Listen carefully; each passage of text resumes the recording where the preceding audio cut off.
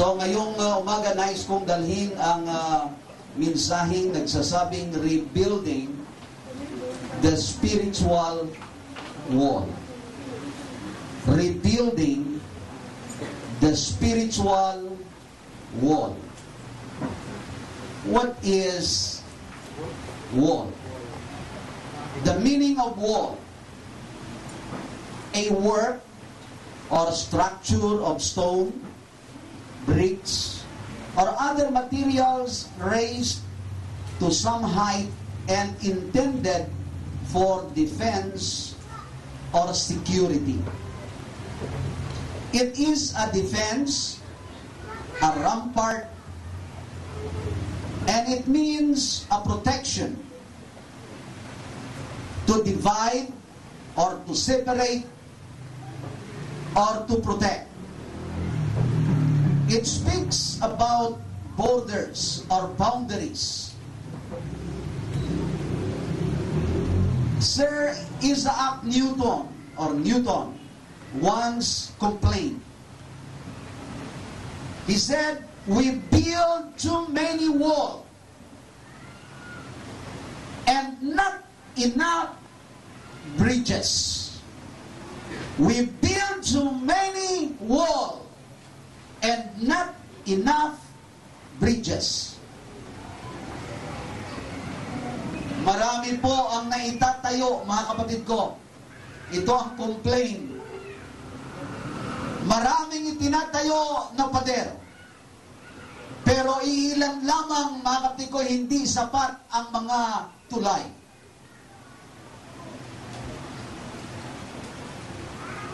The question this morning is, building wall, is it good or bad?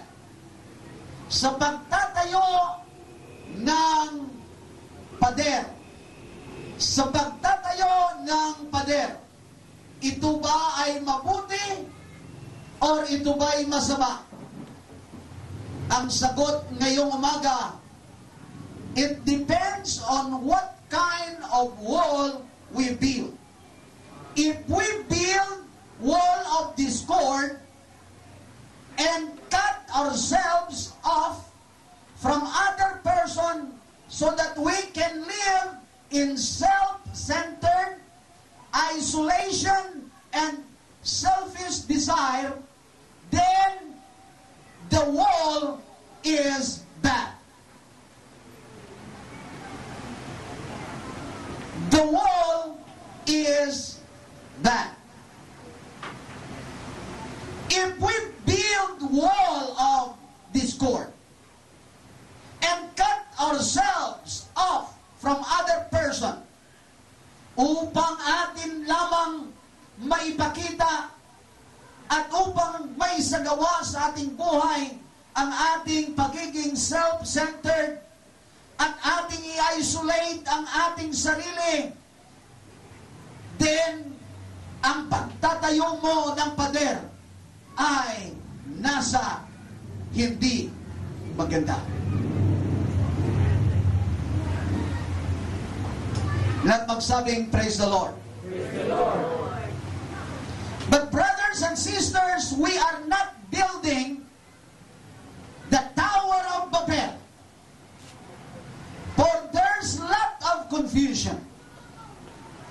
Puno ng grudges. But we are building walls to strengthen our position and to protect ourselves from danger. Then it is good wall that we are building.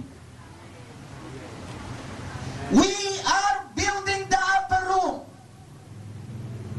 that bind us,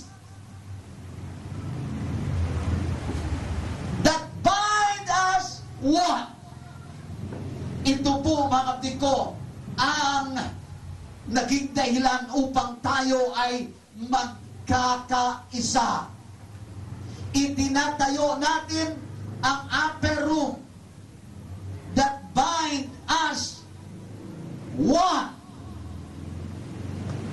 What do you mean, Pastor, by spiritual spiritual walls. It relates to the strength and stability of our Christian testimony. They relate to our capability of defending the faith. They relate to our ability to separate from unbiblical values, attitudes of this world system. Ito, mga kapatid ko, ay nagpapahiwatig upang makita sa ating buhay ang kakayanan, ang lakas, lalong-lalo na sa ating spiritual standing sa Panginoon.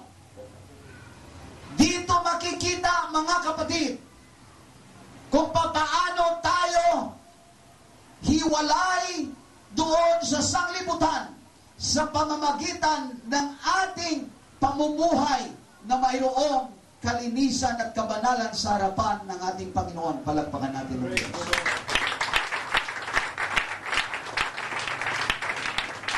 There are many kinds of wall. Mayroon pong iba't ibang klase ng wall. Amen. Amen. Mayroong wall decor. Mayroong wall pan. Mayroong wallpaper. At mayroong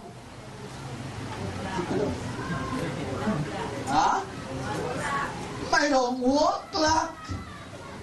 Tingnan ko nga kayo kung mayroon pa kayong nalalaman.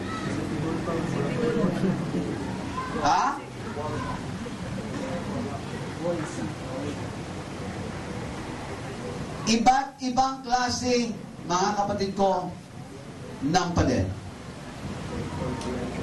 Pero mayroon pong famous wall.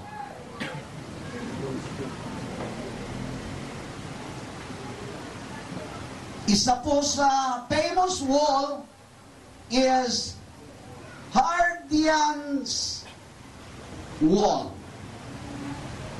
Ito, mga kapatid ko, ay yari, mga kapatid ko, sa bato. Ito ay itinayo ng Roman Empire across the north of England to present and to prevent military raid by the tribe of Scotland to the north, and to improve economic stability and provide peaceful condition in Roman province of Britannia to the south. There is another wall. It is the Great Wall of China, built from around 200 BC and strengthened from 14th century until 17th century, and during the Ming Dynasty, in order to protect the Ming Empire and raid by Mongol and Turkish tribe, wall stretches over 6,352 kilometers, equivalent to 3,948 miles. Kaya ito'y tinagurian, the Great Wall of China. Another wall is Berlin's Wall, or Berlin Wall, initially constructed in 1961 and dismantled in the weeks following November 9, 1989.